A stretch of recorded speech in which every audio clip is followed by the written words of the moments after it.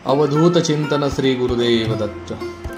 आज आपण चाललो आहे नाथ संप्रदायातील श्री अडवंगीनाथ महाराजांची तपोभूमी श्री क्षेत्र धामोरी या ठिकाणी. कोपरगाव तालुक्यामध्ये धामोरी हे गोदावरी नदीवर वसलेले गाव आहे. कोपरगाव पासून 23 किलोमीटर अंतरावर हे गाव वसले आहे. नाथ संप्रदायातील महान योगी अडवंगीनाथांची ही तपोभूमी आहे. येथे 1200 वर्षापूर्वीचा एक जुना चिंचेचा महावृक्ष आहे. याच ठिकाणी अडवंगीनाथांनी तपश्चर्या केली होती. त्या चिंचेच्या वृक्षाला 9 फांद्या आहेत. हे विशेष आहे. माणिक नावाचा जो शेतकरी होता त्या माणिक नावाच्या शेतकऱ्यावर गोरक्षनाथांची गुरुकृपा झाली आणि त्यांनी नाथ संप्रदायाची दीक्षा याच ठिकाणी अडवंगीनाथांना दिली. हे ते स्थान. या ठिकाणी आपण चाललो आहे. आजूबाजूला अतिशय निसर्गरम्य परिसर आहे.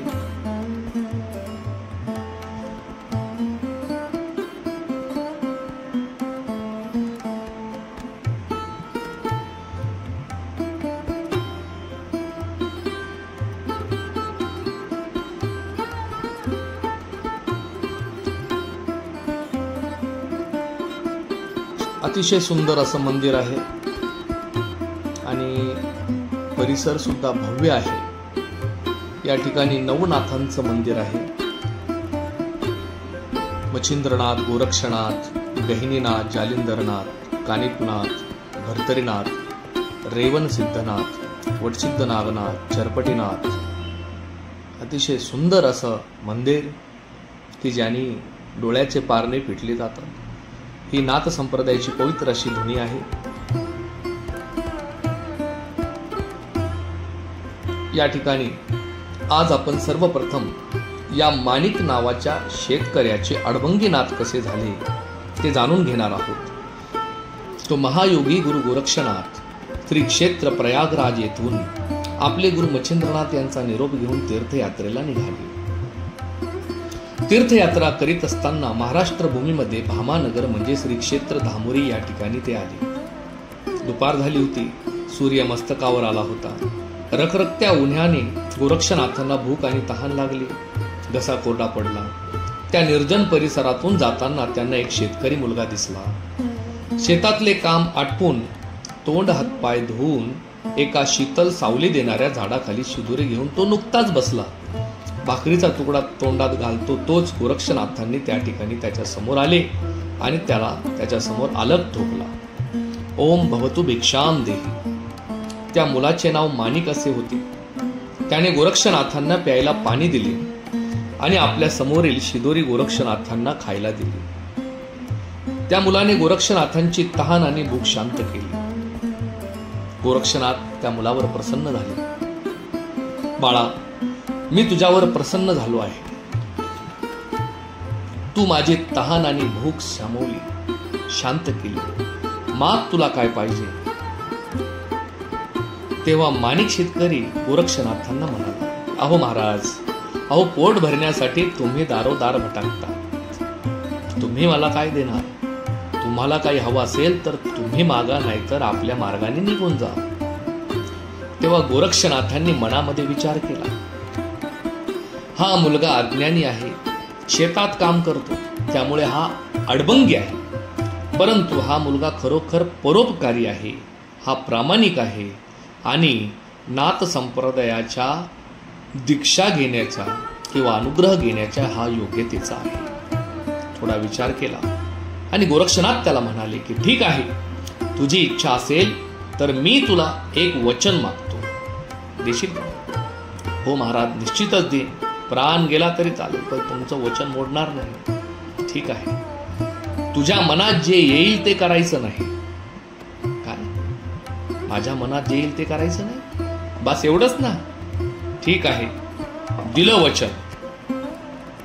गोरक्षनाथांनी आशीर्वाद दिला, हसले आणि निघून गेले. बराच वेळ शेतामध्ये काम केल्यानंतर माणिकने आपल्या जनावरांसाठी घास गोळा केला आणि दोन्ही हाताने तो उचलला.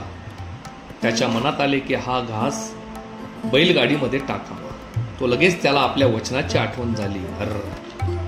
अरे मनात आले ते करायचे नाही. तो तसाच हातात घास घेऊन उभा राहिला. अनेक दिवस ऊर्ध्वश्वास घेऊन परमेश्वराचे नामस्मरण घेऊन तो त्या ठिकाणी साधना करू लागला. 12 वर्ष त्याने तप केलं.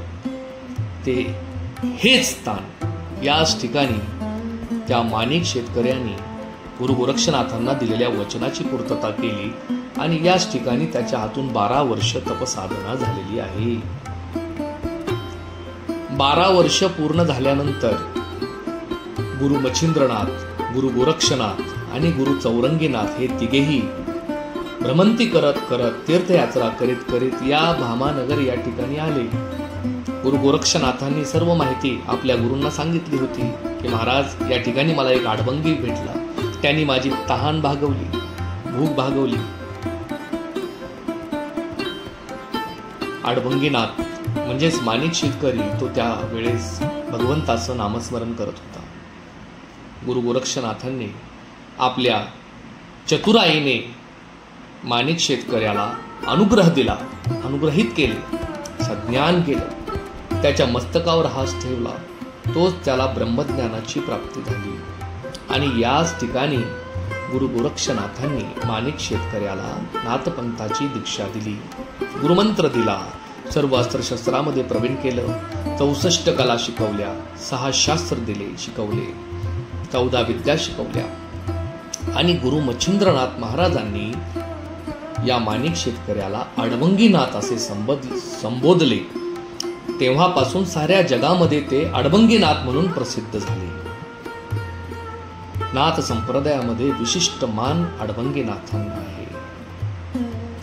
गुरु गोरक्षनाथांच्या कृपेने ते चिरंजीव झाले. आजही चरपटीनाथ, चौरंगीनाथ आणि अडबंगीनाथ या तीनही नाथांची फेरी, तीर्थयात्रा, गुप्त फेरी या भूलोकावर चालू आहे. जो कोणी भक्तिभावाने नाथांना शरण जातो त्यांना अडबंगीनाथ दर्शन देतात, कृपा प्राप्त करतात आणि त्याच्यावर कृपा करतात.